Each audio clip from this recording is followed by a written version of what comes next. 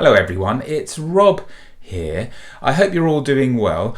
I just thought I would pop up and read you another of my favourite chapters from my brand new book, Peanut Jones and the Illustrated City, which is out now and published by Macmillan Children's Books.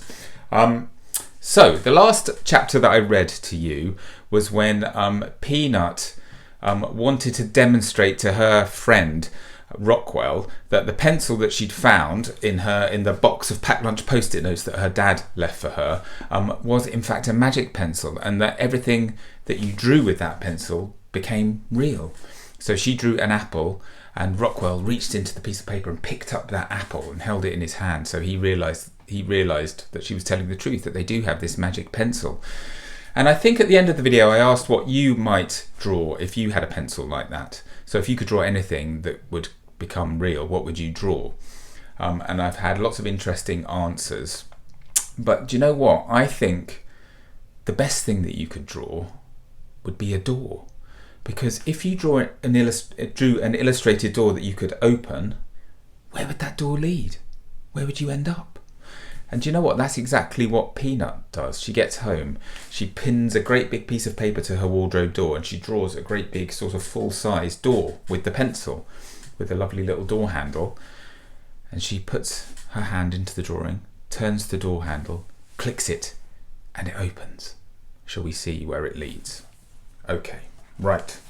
So this is chapter 19 of the book, and it's called Chroma.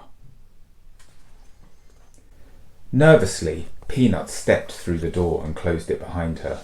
A wave of freezing cold air hit hard as her eyes struggled to adapt to the brightness. When they eventually began to adjust, she saw that she was standing alone in a vast snow-covered landscape. It was hard to tell where the ground ended and the sky began. Everything was completely white, except for a few jagged trees that punched through the snow like spiky black fingers clawing at the heavens. They looked like they'd been drawn very quickly with a piece of charcoal. Peanut tightened her dressing gown cord and started to trudge through the ankle-deep snow. After a minute or two, she glanced back over her shoulder and was relieved to see that the door hadn't crumbled away to a fine silvery grey powder like the apple she'd drawn earlier that day. Maybe the magic worked differently because she was inside the drawing, she wondered. But was she inside it, or had she gone through the picture to another place entirely? Then something else caught her eye just beyond the door. She started to walk back. As she got closer, she saw two signposts, one short and wide and one tall and thin. They too looked like drawings. She broke into a jog and got to the shorter one first. The other sign was much taller, about half the height of her house on Melody Road. It consisted of a thick central pole with lots of flat, arrow-shaped arms coming off of it, all pointing in different directions. Each arm had words painted on it. Peanut read a few. Ink District, Warholia, The Strip. At the very top was a much larger panel sporting the words, You are in the North Drawer. As she was deciding which arrow to follow, she noticed some small paw prints in the snow by the base. They looked just like the ones that Giles often left in the kitchen after a walk in the Great Woods. Instinctively, she started to follow them.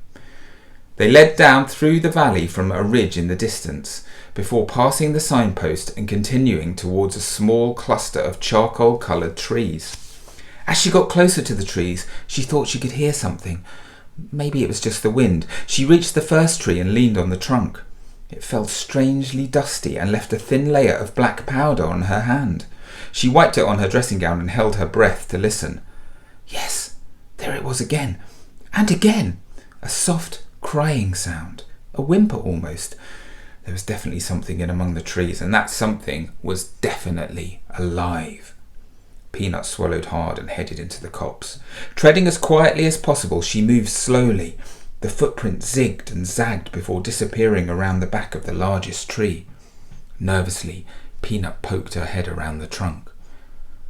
Sitting there was a small dog, or at least a sketch of one, a scribble of fur with legs and a tail.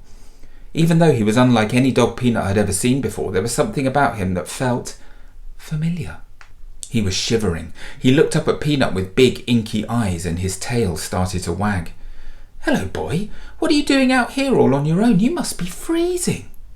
She ruffled the fur around his neck with both hands. Considering the dog was made entirely of pencil lead and ink, he was very soft and very fluffy.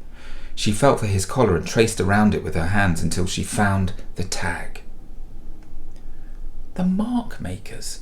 Who or what are the mark makers? Doodle stood up and wagged his tail faster. Let's see if we can get you home, shall we? And that's where we'll leave that chapter. So that is the first time we meet one of the major characters in the book, Doodle, the dog, who is going to help Peanut and Rockwell and Littlebit on their mission and go on their adventure with them. So, I hope you enjoyed that chapter. Maybe you've had this as your bedtime story, in which case, sleep well. I'm going to be back soon to read you another of my favourite chapters from the book. If you can't wait for me to do that, you can get this book from wherever books are sold. If you have a local bookshop, please go to your local bookshop and get it from there. We need to support our local bookshops, don't we? If not, anywhere you get your books online, you should be able to find it. And I really hope you enjoy it. Right, everyone, I'll be back very soon. In the meantime, take care